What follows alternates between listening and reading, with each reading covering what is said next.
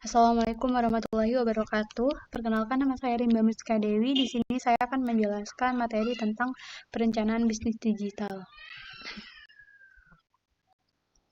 Nah, di sini itu ada pengertian perencanaan bisnis. Jadi, perencanaan bisnis sendiri ini adalah dokumen tertulis yang menjelaskan secara rinci mengenai cara sebuah bisnis itu menentukan tujuan dan cara mencapai tujuan tersebut.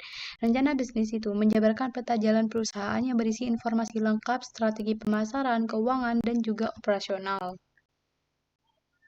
Nah, di sini itu terdapat beberapa tujuan dari perencanaan bisnis. Yang pertama, untuk merencanakan masa depan. Kemudian yang kedua itu untuk mengidentifikasi peluang dan tantangan.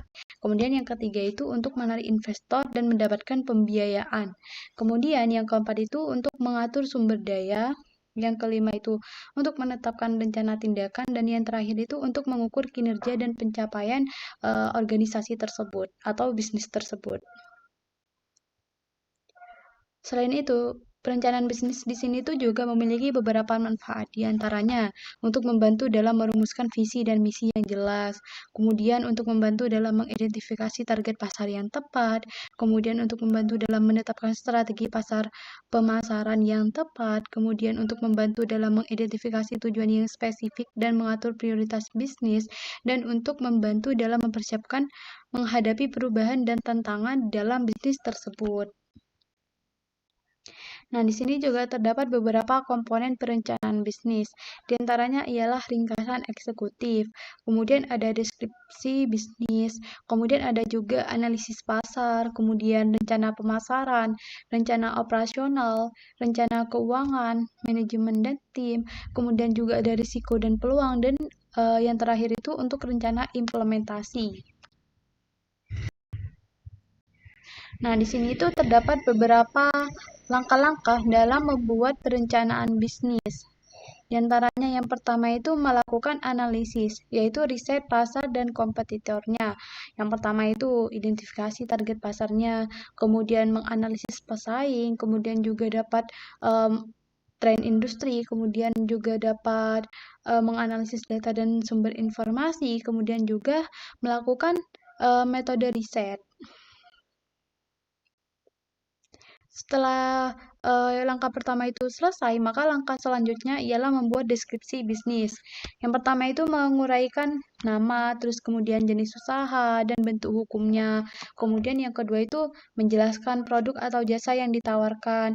Kemudian yang ketiga itu menentukan visi dan misi bisnis. Kemudian yang keempat itu mengidentifikasi target pasarnya itu siapa aja gitu. Kemudian yang kelima itu merancang struktur organisasi dasar. Nah, setelah langkah kedua itu sudah selesai, maka langkah selanjutnya ialah mengetahui SWOT bisnis. SWOT bisnis sendiri ialah strength, kemudian weakness, kemudian opportunities, dan yang terakhir itu threat. Nah, strength sendiri ini merupakan keunggulan internal, yaitu sumber dayanya, kemudian teknologinya, kemudian lokasinya. Kemudian, weakness sendiri ini ialah kelemahan. Jadi, kelemahan internal yang harus diatasi itu apa saja gitu. Kemudian yang ketiga itu opportunities, yaitu peluang. Peluang eksternal dari tren pasar. Jadi peluang dari pihak eksternalnya sendiri itu apa gitu. Kemudian yang keempat itu threats atau ancaman yang berasal dari luar bisnis, seperti kayak pesaing bisnis gitu. Nah, kemudian setelah membuat SWOT-nya itu, maka tahapan selanjutnya ialah membuat timeline-nya, yaitu menentukan aktivitas utama dan urutannya. Kayak misal dari pagi itu ngapain gitu sampai sampai sampai selesai kerja itu ngapain aja gitu. Nah, kemudian yang kedua itu membuat jadwal pelaksanaan setiap kegiatan. Jadi harus membuat ada jadwalnya gitu, setiap kegiatan yang mau dilakukan itu harus ada jadwalnya. Kemudian yang ketiga itu menggunakan tools seperti kayak Gantt chart atau kalender digital. Jadi biar lebih mudah untuk mengingat gitu, mengingat misal tanggal tanggal 11 itu ngapain gitu, terus tanggal 10-nya itu ngapain gitu. Nah, kemudian yang keempat itu yaitu menetapkan milestone untuk mengukur kemajuan.